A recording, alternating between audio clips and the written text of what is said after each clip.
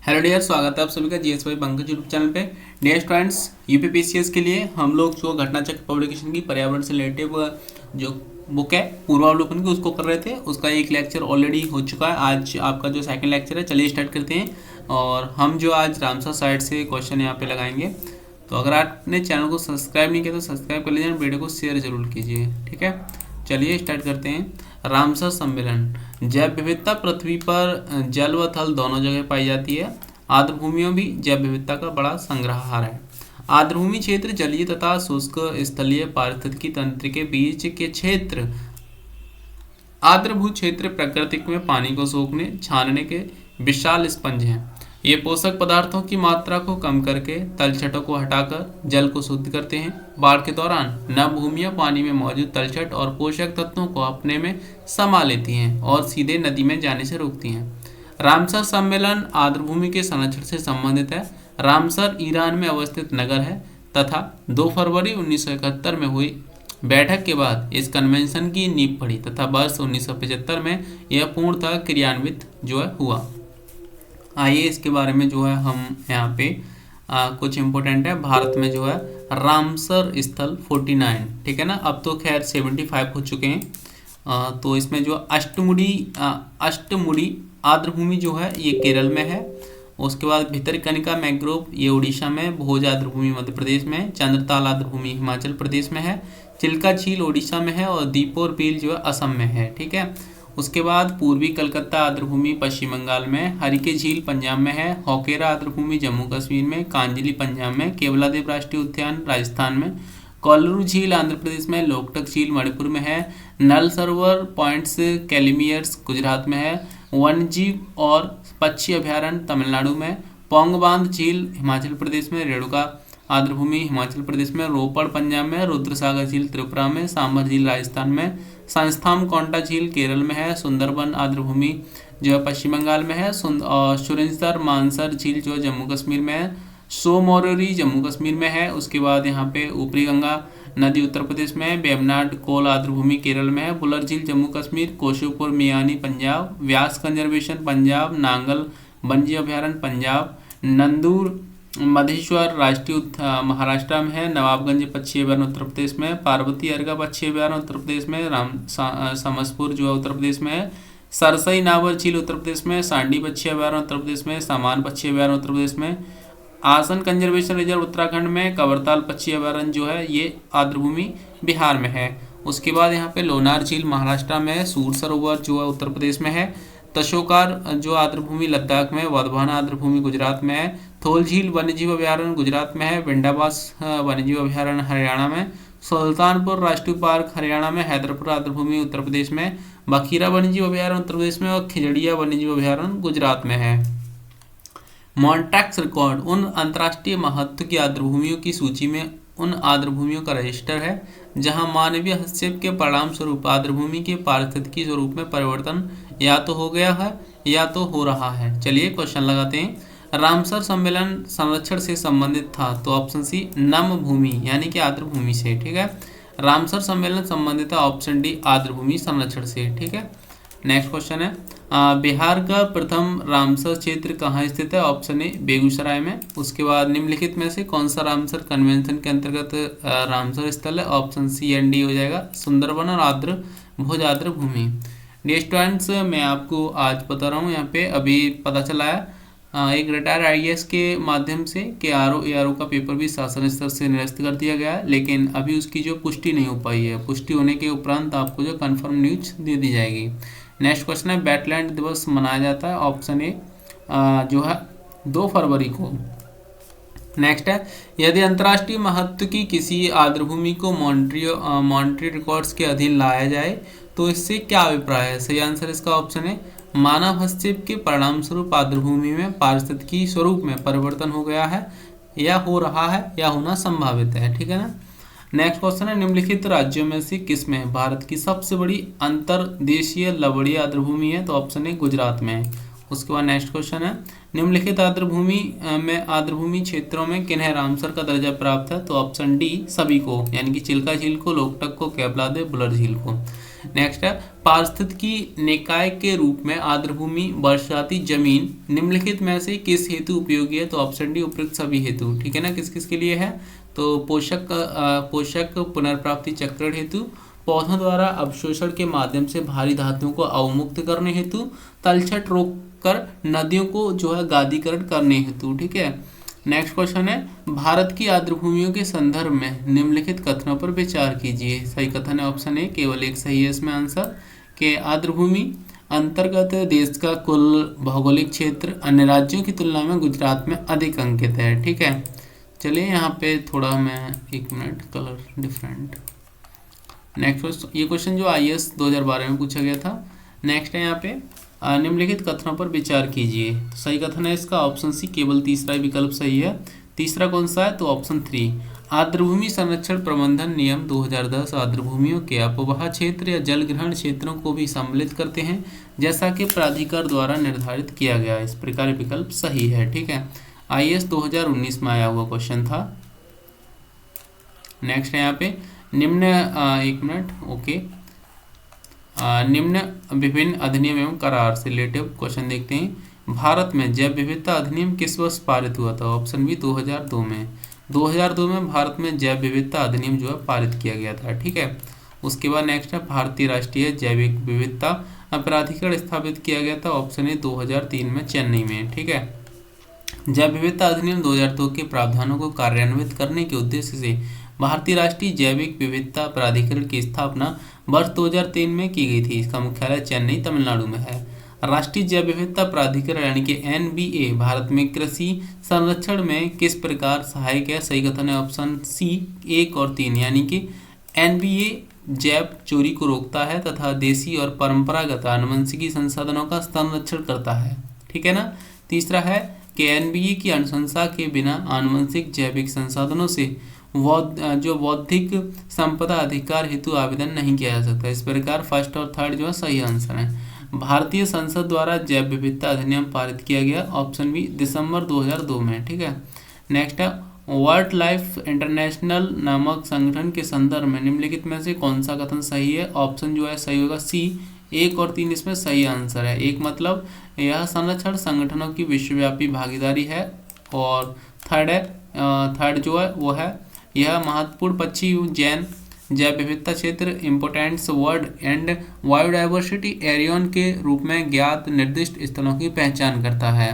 Question number 7 है इसी में वाणिज्य में प्राणी जात और वनस्पति जात के व्यापार संबंधी विश्लेषण trade related analysis of fauna and flora in commerce के संदर्भ में निम्नलिखित कथनों पर विचार कीजिए। ऑप्शन बी केवल दूसरा कथन जो सही है कि ट्रैफिक का जो है टैरिफ का मिशन यह सुनिश्चित करना है कि वन्य पादपों और जंतुओं के व्यापार से प्रकृति के संरक्षण को खतरा न हो।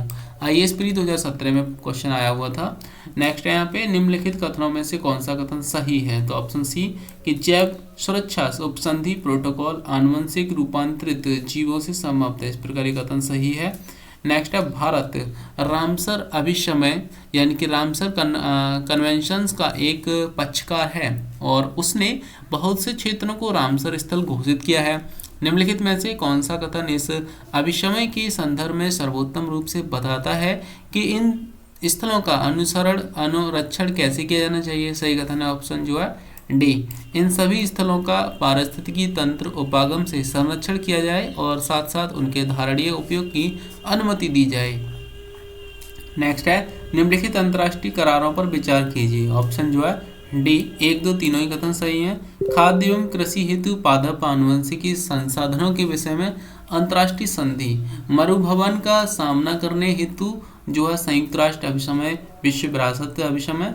इस प्रकार ये सभी जो है सही कथन है। नेक्स्ट क्वेश्चन है भारत सरकार ने नॉर्वे सरकार के साथ मिलकर एक जैव विविधता नीति एवं कानून के केंद्र की स्थापना की है। तो ऑप्शन बी चेन्नई में। ठीक है। नेक्स्ट है यहाँ पे जैव विविधता और संयुक्त राष्ट्र व विभिन्न अंतरराष्ट्रीय संस्थानों से रिलेटेड क्वेश्चन। आइए देखते हैं क्या है। क्वेश्चन फर्स्ट जैव विविधता यानी कि वायु सेफ्टी का कार्टाजेना प्रोटोकॉल जो है ऑप्शन सी पर्यावरण वन मंत्रालय से रिलेटिव है। ठीक है।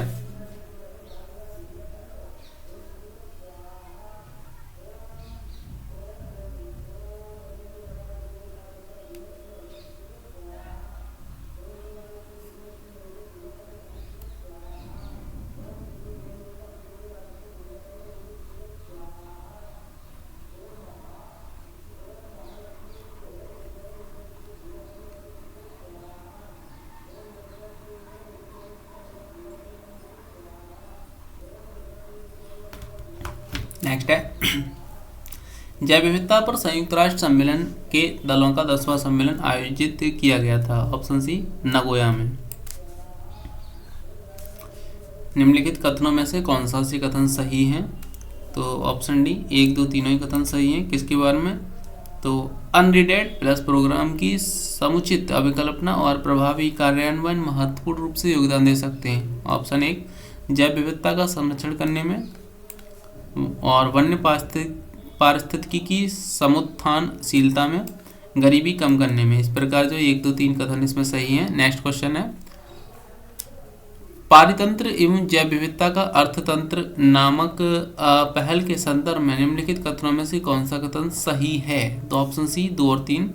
यह एक विश्वव्यापी पहल है जो कि जैव विविधता के आर्थिक लाभों के प्रति ध्यान आकर्षित करने में केंद्रित है। यह ऐसा उपागम प्रस्तुत करता है जो पारतंत्रों और जैव विविधता के मूल्य की पहचान, निर्दर्शन और अभिग्रहण में निर्णयकर्ताओं की सहायता कर सकता है। नेक्स्ट है, वेटलैंड्स इंटरनेशनल नामक संरक्षण संगठन के संदर्भ में निम्नलिखित में से कौन सा से कथन सही है? ऑप्शन बी केवल 2 कथन सही है। यह ज्ञान के विकास और संग्रहण के लिए तथा व्यवहारिक अनुभव का बेहतर नीतियों हेतु पक्ष समर्थन करने के लिए क्षेत्र स्तर पर कार्य करता है। नेक्स्ट क्वेश्चन है, जैव विविधता विविध से रिलेटिव क्वेश्चन। देखिए यहाँ पे सबसे लंबा जीवित वृक्ष है यूके, यहाँ पे सिकोया, यूकेलिप्टस तो ये प्रकृति का दुश्मन बोला जाता है पर्यावरण का, तो ये सिकोया है, सबसे लंबा जीवित वृक्ष है सिकोया का।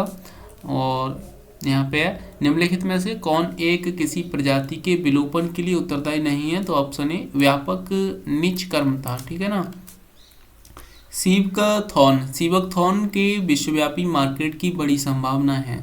इस पेड़ के बेर में विटामिन और पोषक तत्व प्रचुर होते हैं। चंगेज खान ने इसका प्रयोग अपनी सेना की ऊर्जा स्वच्छता को उन्नत करने के लिए किया था। रूसी कॉस्मोनॉटों ने इसके तेल को कॉस्मिक विकिरण से बचाव के लिए नाम किया था। तो भारत में यह पौधा कहाँ पाया जाता है? लद्दाख में, ठीक है। नेक्स्ट है यहाँ पे, भारत सरकार ने सीबकथॉर्न्स की खेती को प्रोत्साहित कर रही है। इस पादप का क्या महत्व है? ऑप्शन सी 1 और 3 सही आंसर है।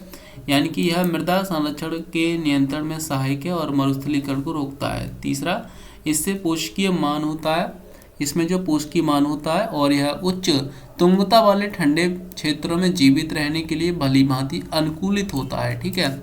नेक्स्ट क्वेश्चन है, किस पर्यावरण में जैव द्रव्यमान का वार्षिक उत्पादन न्यूनतम होता है? ऑप्शन ए गहरे सागर में। नेक्स्ट क्वेश्चन है, जैव विविधता दिवस कब मनाया जाता है? तो जैव विविधता दिवस जो है 22 मई को मनाया जाता है संयुक्त राष्ट्र संघ द्वारा। उसके बाद नेक्स्ट है, 2 महत्वपूर्ण नदियां जिनमें से एक का स्रोत झारखंड में है और जो उड़ीसा के दूसरे नाम से जानी जाती है उड़ीसा में, ठीक है ना, तथा दूसरी जिसका स्रोत उड़ीसा में है, समुद्र में प्रवाह करने से पूर्व एक ऐसे स्थान पर संगम करती है जो बंगाल की खाड़ी से कुछ ही दूर है। यह वन्य जीवन तथा जैव विविधता का प्रमुख स्थल है और सुरक्षित क्षेत्र है। निम्नलिखित में वह स्थल कौन सा है? तो ऑप्शन ए भितरकनिका, ठीक है ना। नेक्स्ट क्वेश्चन है, जैव विविधता दिवस कब मनाया जाता है? ऑप्शन बी 22 मई को। नेक्स्ट है, टूमा रोज बायोडाइवर्सिटी पुस्तक के लेखक लेखिका हैं? तो वंदना शिवा, ऑप्शन ए, ठीक है ना। नेक्स्ट क्वेश्चन है, निम्नलिखित पर विचार कीजिए। सही आंसर जो इसका होगा ऑप्शन सी है, यानी कि 1, 2 तीनों ही कथन सही हैं। तो चमगादड़, भालू, कृंतक, रोटेडेंट्स। जीव शीत निष्क्रियता की परिघटना के प्रक्षेपण किया जा सकता है इसमें। हरित गृह प्रभाव एवं जलवायु परिवर्तन से रिलेटिव जो है क्वेश्चन यहाँ पे देख लेते हैं, एमसीक्यू इसके। ग्रीन हाउस प्रभाव क्या है? तो ऑप्शन ए गैसों के वायुमंडल में जमा होने से पृथ्वी के वातावरण का गर्म होना ग्रीन हाउस इफेक्ट है। ग्रीन हाउस गैसों की संकल्पना की थी ऑप्शन सी जोसेफ फोरियर ने, ठीक है ना। ग्रीन हाउस इफेक्ट वह प्रक्रिया है ऑप्शन बी जिसमें वायुमंडलीय कार्बन डाइऑक्साइड इंफ्रारेड्स विकिरण शोषित कर लिए जाने से वायुमंडल का तापमान बढ़ता है। पर्यावरण में ग्रीन हाउस प्रभाव में वृद्धि होती है ऑप्शन बी कार्बन डाइऑक्साइड के कारण। नेक्स्ट है, निम्नलिखित में से कौन सा गैस समूह जो है ग्रीन हाउस प्रभाव में योगदान देता है? ऑप्शन डी कार्बन डाइऑक्साइड तथा मीथेन। हरित गृह प्रभाव का अर्थ है ऑप्शन ए वायुमंडली में ग्रीन हाउस गैसों के घनीकरण के कारण वायुमंडल के तापमान का बढ़ना। नेक्स्ट क्वेश्चन है, निम्नलिखित में से कौन एक वैश्विक ऊष्मन के लिए उत्तरदायी नहीं है? तो ऑप्शन सी आर्गन, ठीक है। नेक्स्ट है वैश्विक ताप की वृद्धि के लिए निम्न में से कौन सी गैस का योगदान अधिकतम है? ऑप्शन ए कार्बन डाइऑक्साइड का। हरित गृह प्रभाव क्या है? ऑप्शन ए वैश्विक ताप में वृद्धि। निम्नलिखित में से कौन सी प्राकृतिक रूप से पाई जाने वाली ग्रीन हाउस गैस सर्वाधिक ग्रीन हाउस इफेक्ट करती है? ऑप्शन जो है डी जल वाष्प। ग्रीन हाउस प्रभाव में योगदान देने वाले निम्नलिखित का घटता हुआ क्रम क्या है? तो ऑप्शन डी CO2 और फिर CH4 N2O और CFCS, ठीक है ना। निम्नलिखित में से कौन पदार्थ सार्वत्रिक तापन उत्पन्न करने में योगदान नहीं करता है? तो ऑप्शन ए सल्फर और तथा नाइट्रोजन की ऑक्साइड। नेक्स्ट है ग्रीन हाउस गैसों में मुख्य घटक कौन होता है? तो ऑप्शन ई उपयुक्त में से कोई नहीं, उपयुक्त में से एक से अधिक विकल्प सही हैं। निम्नलिखित में से कौन सा एक प्राकृतिक रूप में वायुमंडल में पाई जाने वाली ग्रीन हाउस गैस नहीं है? Nitrogen oxide. नेक्स्ट है गैस जो धान के खेत से उत्सर्जित होती है तथा भूमि के तापमान में वृद्धि करती है वह है ऑप्शन डी मीथेन। नेक्स्ट है निम्नलिखित में से कौन सी हरित गृह गैस नहीं है? तो नाइट्रोजन, ठीक है। निम्नलिखित में से हरित गृह गैस नहीं है तो ऑप्शन बी सल्फर डाइऑक्साइड। निम्नलिखित में से कौन सी ग्रीन हाउस गैस नहीं है? Option D hydrogen. निम्नलिखित में से कौन एक हरित गृह गैस नहीं है? Option A oxygen. नेक्स्ट है निम्नलिखित में से वैश्विक उष्णता ग्लोबल वार्मिंग के लिए उत्तरदायी है? ऑप्शन सी कार्बन डाइऑक्साइड और मीथेन। निम्नलिखित में से कौन सार्वत्रिक तापन ग्लोबल वार्मिंग के लिए उत्तरदायी है? ऑप्शन डी उपयुक्त सभी। इनमें से कौन हरित गृह गैस नहीं है? ऑप्शन ई इनमें से कोई नहीं, ठीक है। वैश्विक तापन के लिए सर्वाधिक उत्तरदायी गैस है कार्बन डाइऑक्साइड तथा मीथेन। नेक्स्ट है निम्नलिखित में से कौन ग्रीन हाउस गैस नहीं है? तो इसमें से सही आंसर जो होगा ऑप्शन सी प्रोपेन। आइए नेक्स्ट क्वेश्चन है हरित गृह प्रभाव से वातावरण में निम्नलिखित में से कौन सा परिवर्तन होता है? तो पृथ्वी की वातावरण में विद्यमान हरित गृह गैसें एक ऐसा आवरण की तरह व्यवहार करती है जिसमें से सूर्य के आने वाली लघु तरंगें विकिरण तो प्रभावित हो सकती हैं परंतु पृथ्वी से वापस जाने वाली दीर्घ तरंग विकिरण इसे पार नहीं कर सकती, ठीक है ना। नेक्स्ट है वायु में कार्बन डाइऑक्साइड की बढ़ती हुई मात्रा से वायुमंडल का तापमान धीरे धीरे बढ़ रहा है क्योंकि कार्बन डाइऑक्साइड ऑप्शन डी सौर विकिरण के अवरक्त अंश को अवशोषित करती है। नेक्स्ट क्वेश्चन इसमें से जो है वो है जलवायु परिवर्तन का कारण है? ऑप्शन डी उपयुक्त सभी। ओजोन परत का क्षरण, ग्रीन हाउस गैसें और प्रदूषण। जलवायु परिवर्तन का कारण मुख्यतः निम्नलिखित में से की वजह से है? ऑप्शन डी उपयुक्त सभी, ठीक है ना। यानी कि ग्रीन हाउस गैस, ओजोन परत अवक्षय और प्रदूषण। 2013 में UPPCS और झारखंड PCS दोनों में पूछा गया क्वेश्चन है लगातार। निम्नलिखित गैसों में से कौन सी एक गैस धरती पर जीवन के लिए हानिकारक और लाभदायक दोनों है? Option D carbon dioxide. चलिए जो है हम नेक्स्ट वीडियो में इसको कंप्लीट करेंगे। आज के लिए इतना, थैंक यू।